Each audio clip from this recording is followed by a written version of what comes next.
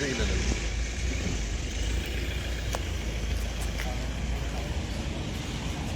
करें।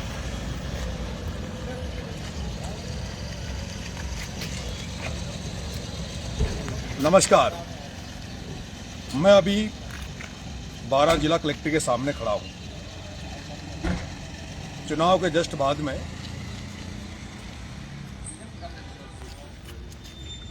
आपने देखा होगा कि चुनाव के दूसरे दिन मैं बाबा खाटू श्याम के दर्शन करने गया। उसके बाद मैं शंकराचार्य जी से मिला और उसके बाद में मैं राजनीतिक परिदृश्य के तहत भाई चंद्रशेखर आजाद, हनुमान जी बेनीवाल साहब से मिला।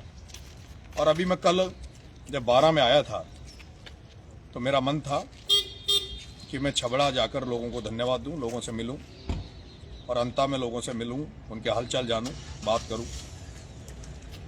लेकिन 12 में आने के बाद अभी कल से मैं जब गांव में घूम रहा हूं, लोगों से मिल रहा हूं, तो एक बड़ी समस्या मेरे सामने यहाँ 12 में नजर आई और वो समस्या है खाद की किल्लत।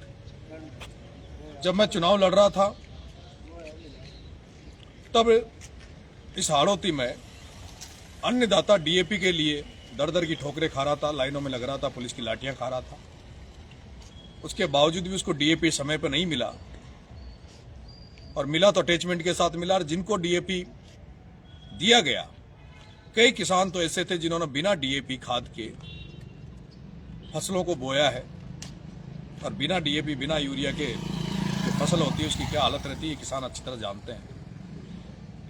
पहले डीएपी नहीं मिला और पिछले 3-4 दिन से हाड़ौती में 12, झालावाड़, क्योंकि कोटा बूंदी का अभी ध्यान नहीं है क्योंकि वहां लोकसभा स्पीकर बैठा है, लेकिन 12 और झालावाड़ में यूरिया खाद की भयंकर किल्लत है।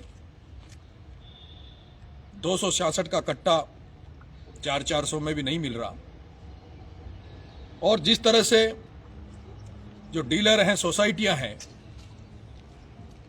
वो कालाबाजारी कर रही है, फायदा उठा रहे हैं, ज्यादा कीमतों में अपने मिलने वालों को, परिचितों को खाद दे रहे हैं और आम आदमी को खाद मिल नहीं रहा।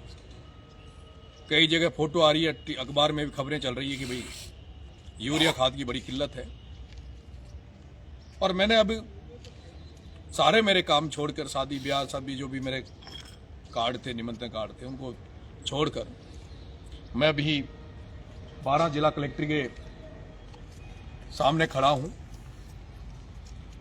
बिना किसी तैयारी के, बिना किसी लोगों को सूचित किए मैं अकेला मेरी गाड़ी में बिस्तर लेके आया हूं। जिला प्रशासन से भी अवगत कराना चाहता हूं कि मुझे इस लाइव के माध्यम से इससे मुझे धरने की परमिशन दी जाए। हम अभी एप्लीकेशन लगा देंगे। मैं बिस्तर साथ में लेके आया हूं। अभी यहां पर इसी वक्त खाद की किल्लत के खिलाफ तुरंत प्रभाव से 12 जिला प्रशासन यूरिया खाद की व्यवस्था करे, अन्यथा मैं अभी धरने पे बैठा हूं। और अगर जल्दी ही यूरिया खाद की किल्लत को खत्म नहीं किया गया तो नरेश मीणा भूख हड़ताल, आमरण अनशन पर यहां पर बैठेगा। मैं आसपास के जो भी 12 जिले के आसपास के जो भी गांव में मेरे शुभचिंतक बैठे हैं, जो भी साथी बैठे हैं, उनसे आग्रह करूंगा कि आपके इस भाई की जो अन्नदाता की लड़ाई लड़ने यहां आया है 12 कलेक्ट्री पे, किसानों की लड़ाई लड़ने जो 12 कलेक्ट्री पे आया है, इसकी मदद करने, आप आशीर्वाद देने 12 कलेक्ट्री पे जरूर पधारना। मेरे साथ हमारे किसान नेता भाई साहब दीनबंधु जी धाकड़ साहब हैं, पूर्व प्रधान रामेश जी हैं, इनसे भी मैंने बात की कि भाई इस तरह के हालात है। मनीष जी, हमारे पूर्व छात्र संघ अध्यक्ष गवर्नमेंट कॉलेज कोटा, मनीष जी मीणा है। भाई राम प्रसाद जी मेघवाल साहब हैं, जो हमारे साथ पूरे टाइम रहे, किसानों के प्रति इनका शुभचिंतक है। जीतू बालापुरा है और मेरे कई, विजय भाई फौजी साहब, विजय भाई, क्योंकि मैंने किसी को अभी इस बारे में बताया नहीं है। मैं अचानक से, मुझे लगा कि मुझे अब किसानों की लड़ाई लड़नी चाहिए, धरना किसानों के लिए देना चाहिए, तो हम अचानक से यहाँ आए। मुझे विश्वास है, लेकिन आज तो नहीं, मैं आज अकेला रहूंगा रात भर यहाँ।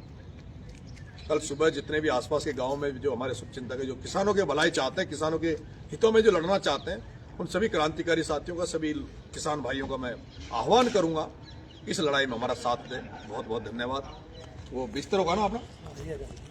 तो अभी तो यहीं लगा दो, फिर कोई प्रशासन कहाँ की परमिशन देगा तो आप बेटे गांधी जी की मूर्ति के आगे लगाओ, यहाँ लगाओ, यही लगो। हाँ गांधी जी की यही लगाओ। यही लगो।